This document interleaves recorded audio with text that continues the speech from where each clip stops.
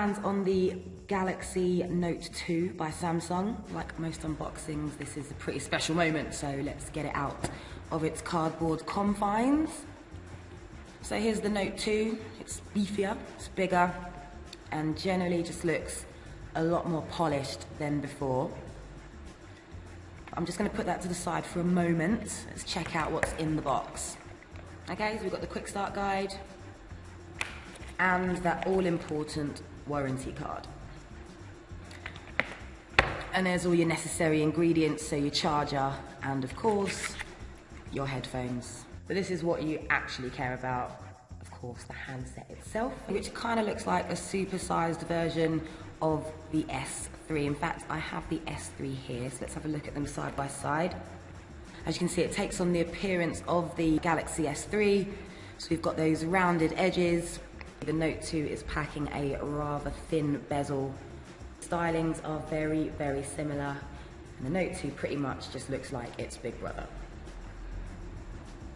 So now let's turn it on. So while it boots itself up, let's just go through what's on the protector. So it's got a Super AMOLED screen.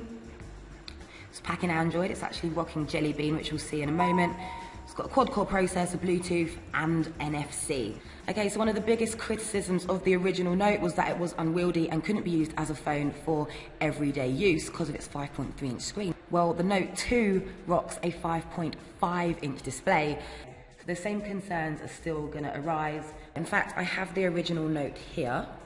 And as you can see, this time round, the design is a lot nicer, a lot more compact, the bezel a lot slimmer, and generally just a lot slicker. Now in terms of weight, both devices are pretty similar. In fact, I believe there's only a 2-gram difference. And in terms of thickness, the Note 2 is 9.4 millimeters thin compared to 9.65 of the original Note. And what you're seeing is Samsung cramming in a much larger display into a more compact body. Now, if you're still thinking it is too big to hold up to your ear, a bit too awkward, of course you can always bag yourself a Bluetooth headset. And while it may have a larger 5.5-inch screen, it doesn't look that much bigger. Although some may miss the textured back panel of the original Note and may find the Note 2 a little bit slippery because of its new plastic back panel. But a noticeable difference of the Note 2 is that it now rocks a 16:9 aspect ratio. So it's a perfect size for watching HD movies on its 1280 by 720 Super AMOLED screen. So it's running Android Jelly Bean, so Android 4.1. In fact, this is the first device to run Jelly Bean straight out of the box. So that's pretty exciting. And being Jelly Bean means that it should be very, very slick due to Project Butter and of course the fact that it is a quad-core machine. And so far, swipes and prods are met with immediate action, which is probably in part down to its quad-core 1.6 gigahertz processor. And it's hard not to be impressed by the Note 2's fluidity and speed so far. So it's rocking an 8-megapixel camera around the back. As you can see, photo quality is pretty decent, but of course this is something we'll be exploring in more detail in a full review. So let's move on to what the Note and the Note 2 are famous for, and that is of course the S Pen stylus. Now as you can see, it's just triggered S Note, so the minute you take it out, you're presented with the option to start scribbling.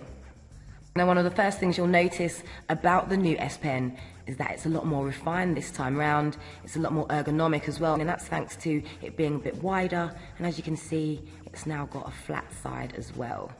And generally, writing just feels a lot more fluid and accurate. Now what you'll notice at the top is this little icon here. Now this is knowledge search. Now this isn't a feature specific to the Note 2, it's actually an Android Jelly Bean feature. But because you do have the stylus, Samsung has given you the option to write your search term instead of typing it. So just like we've seen with pop-up play on the S3, you can also have a pop-up browser, and I'm free to scroll through the contents of my Google knowledge search.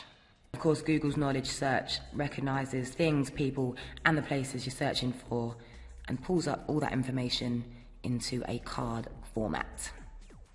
So let's take a look at some of the features we already know about, like Air View, for example. So if I hover the stylus over the different options, it will tell me the function of each option, which is quite cool. And again, in a similar capacity, if I hover the stylus over the different albums, it gives me a thumbnail view of all the photos that are in that album. And the same goes for video timelines. As you can see, colours are nice, bright and punchy. Everything looks pretty sharp as well. And it helps that it's all being viewed on a giant 5.5-inch Super AMOLED display. And then there's Easy Click, which allows me to cut things from websites, for example, and either save to different applications or send to my friends. So as you can see, it's presenting me with a load of options where I can send it to. I'm going to send it to S Note. And like we've seen on the S3 and the Note 10.1, the Note 2 has the pop-up play functionality. So you can search the web while watching a video, for example. And that brings us to the end of our Note 2 unboxing. I think it's safe to say it's definitely a lot more polished than its predecessor, and your aversion to its size will of course depend on the size of your hands.